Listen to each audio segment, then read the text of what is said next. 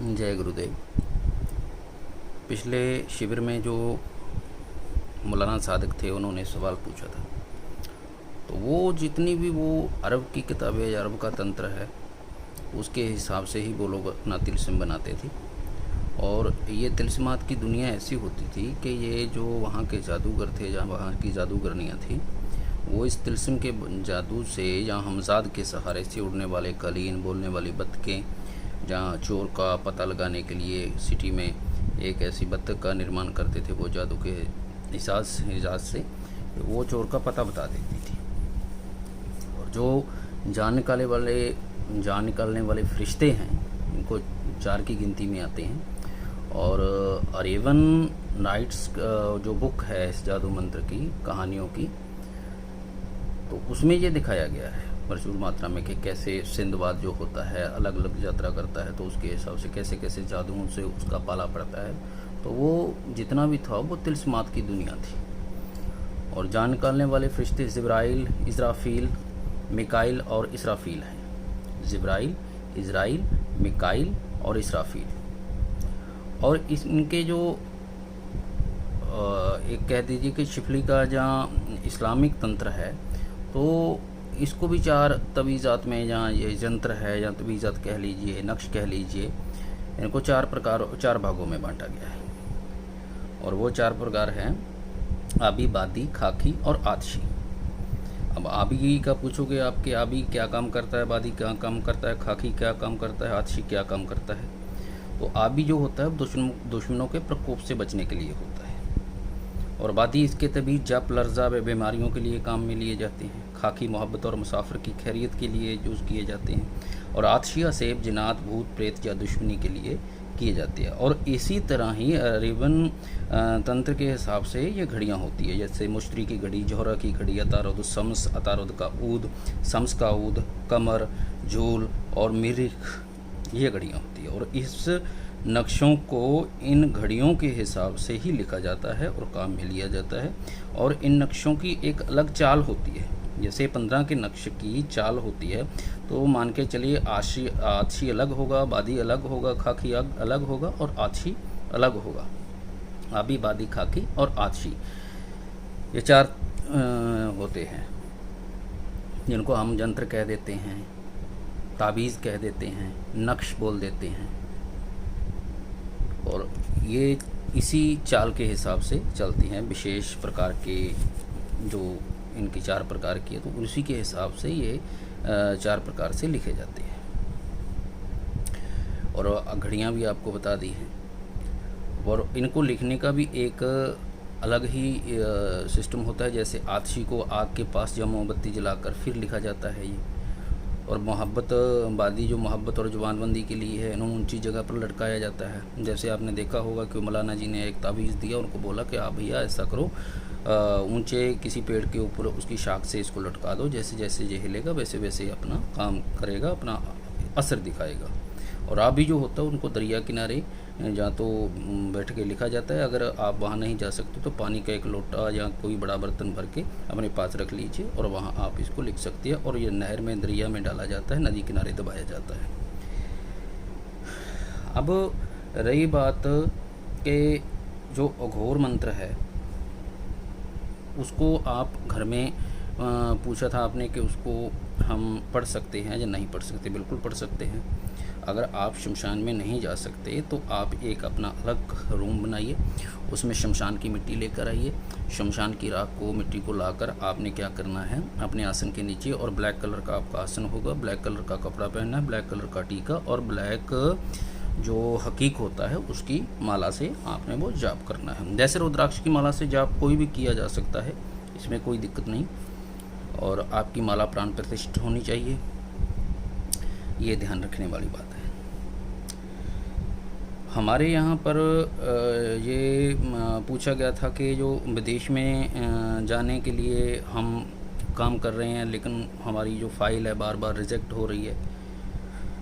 जहाँ जो चले गए हैं वहाँ उनको काम की दिक्कत आ रही है, या वहाँ पर जो उनका व्यवहार है, यहाँ पर वो काम लगे लोगों का अच्छा नहीं है, बार बार हमको विजिट होना पड़ता है।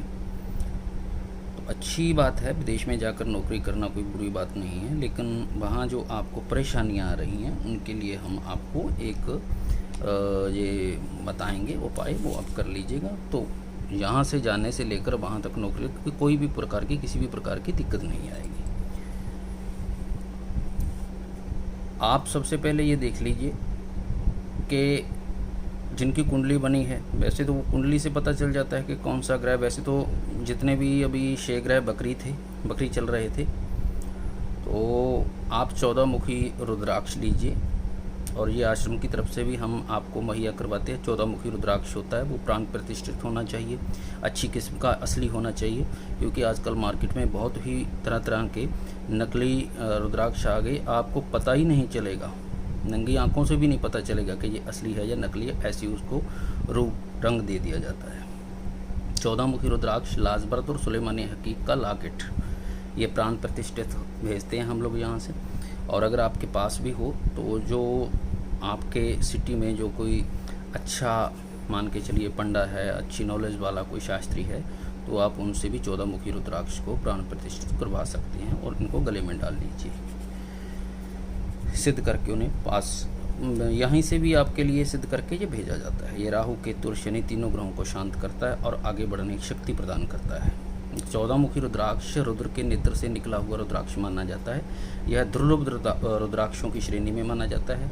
यह दुर्लभ इसलिए है कि वह बहुत कम मात्रा में पाया जाता है। बाकी तो जैसे 4 मुखी 5 मुखी है जो प्रचुर मात्रा में मिलते हैं, लेकिन 1 मुखी और 14 मुखी रुद्राक्ष बहुत दुर्लभ रुद्राक्षों की श्रेणी में आता है और प्रभावशाली इतना कि आपकी सोच से भी परे कार्य करता है। इसको देवमणि भी कहा जाता है और रुद्राक्षों में सर्वश्रेष्ठ माना जाता है। इसमें हनुमान जी की पूर्ण शक्ति समाहित होती है। यह सभी प्रकार के संकटों से जातक को मुक्त रखता है, क्योंकि भगवान शिव खुद इनको अपने गले में पहनते थे। भगवान महाकाल का ये श्रृंगार था गले का। रुद्राक्ष में जातक को 4 वर्णों का मान के चलिए स्वामी बना देता है। ये जितना दुर्लभ है उतना ही महंगा है, और जिसके पास होता है उसको किसी प्रकार की कोई हानि नहीं पहुंच सकती, चाहे वो बिजनेस में है, चाहे वो नौकरी में है, चाहे वो किसी सरकारी विभाग में है। ये कोई भी पहन सकता है। ये लाजवर्द जो होता है, ये लाज बचाने वाला और जादू मंत्रों से और बुरी नज़रों से बचाने वाला स्टोन होता है, और यही कार्य होता है सुलेमानी हकीक का। राहु केतु प्लस शनि को शांत करते, और ये रुद्राक्ष है ये तो सर्वोपरि है। इसका तो कहने क्या है, 14 मुखी रुद्राक्ष की तो हम बयान ही नहीं कर सकते, इसकी शक्ति को और इसकी आवर को। शमशान की उत्तर दिशा मिट्टी लाकर उस मिट्टी को अपने साधना स्थल में रखें, उसको अपने आसन के नीचे रखें, और काले हक्की की माला से, और ना हो तो आप रुद्राक्ष की माला से ये आप कर सकते हैं, और अपने मस्तक पर भी काला टीका लगाएं। इसका यंत्र अपने सामने स्थापित कर लें, और जो अघोर यंत्र होता है, और अगर आपको नहीं मिले तो फिर आपको यहाँ से आश्रम से भेज दिया जाएगा। अब अघोर मंत्र आपने पूछा था वशीकरण के लिए, ठीक है। अभी आप अघोर मंत्र को नोट कर लीजिए, क्योंकि अभी जो आप लिख लोगे तो फिर आप कंठस्थ आपके याद हो जाएगा, जुबानी याद कर लीजिएगा इसको, और फिर इसको अपने काम में ले लीजिएगा, और ये 100% आपको अपना असर दिखाएगा। ये चामुंडा अघोर मंत्र है, तो सुनिए। ओम नमो अघोरे ही अघोरे, ओम नमो अघोरे ही अघोरे, हुम घोर घोर तरे, सर्व सर्वे नमस्ते रूपे हर। ओम नमो अघोरे ही अघोरे, हुम घोर घोर तरे, सर्व सर्वे नमस्ते रूपे हम, ऐम ह्रीम हीम क्लीम चामुंडा बिचे। दूसरी बार फिर दोहराता हूँ। ओम नमो अघोरे ही अघोरे, हुम घोर घोर तरे, सर्व सर्वे नमस्ते रूपे हम, ऐम ह्रीम हीम, ह्रीम के बाद हीम आता है, क्लीम चामुंडाए बिचे बिचे। इसको आप कंठस्थ याद कर लीजिए, और अघोर यंत्र को स्थापित कर लीजिए अपनी पूजा स्थान के ऊपर। और शमशान की जो आसन बनाने की विधि बताई है, तो उस आसन के ऊपर ब्लैक कलर का आपका आसन होना चाहिए, और इसको आप मॉर्निंग टाइम 3 माला निकालनी है 108 वाली, तो मान के चलिए ये इतना उग्र मंत्र है जो 3-4 दिन के बाद अपना असर दिखाने आपको लग जाएगा, और हर कार्य में, हर तरह की विपदा में ये आपकी रक्षा करेगा। ये इसको ज़्यादा सिद्ध करने की ज़रूरत नहीं है, ये ऑलरेडी सिद्ध है। ये साबरमन किसी विशेष प्रकार की विधि करने की या कोई कर्मकांड करने की ज़रूरत नहीं है। बस 108 बार इसको 3 माला निकाल लीजिए, 108 108 108, और ये अपना कार्य करना शुरू कर देगा। और जिनको विदेश में दिक्कत आ रही है तो उसके बारे में हमने आपको बता दिया है कि 14 मुखी रुद्राक्ष धारण कीजिए, प्राण प्रतिष्ठित किया हुआ, और लाजवर्द स्टोन, और उसके साथ सुलेमानी हकीक। तो आप अगर आपको यहाँ मिल नहीं रहा तो आप फ़ोन करके आश्रम से मंगवा सकते हैं। हम सिर्फ व्हाट्सएप कॉल या व्हाट्सएप के ऊपर ही मैसेज लेते हैं। और रही बात वशीकरण के लिए, जो आजकल ये ट्रेंड चल रहा है, लड़का लोग फ़ोन करते हैं लड़कियों के लिए, तो हमारा हाथ जोड़ के विनती है कि हमको फ़ोन मत कीजिए। ना ही तो हमको आपका पैसा की ज़रूरत है और ना ही आपको आपके स्नेह की ज़रूरत है। हाँ, वो आदमी फ़ोन कर सकता है जिसकी बच्ची की शादी नहीं हो रही, या जिसकी बच्ची मान के चलिए जा नहीं रही, जिसकी बहू नहीं आ रही, या जिनका बहू के साथ कोई डिस्प्यूट चल रहा है, या कोई कोर्ट कचहरी की दिक्कत है, बहू ने केस कर दिया है, या ऐसी कोई दिक्कत है, या आपने शादी करनी है, तो फिर आप फ़ोन कर लीजिए, आपका काम कर दिया जाएगा। जय श्री महाकाल, जय माँ कामाख्या।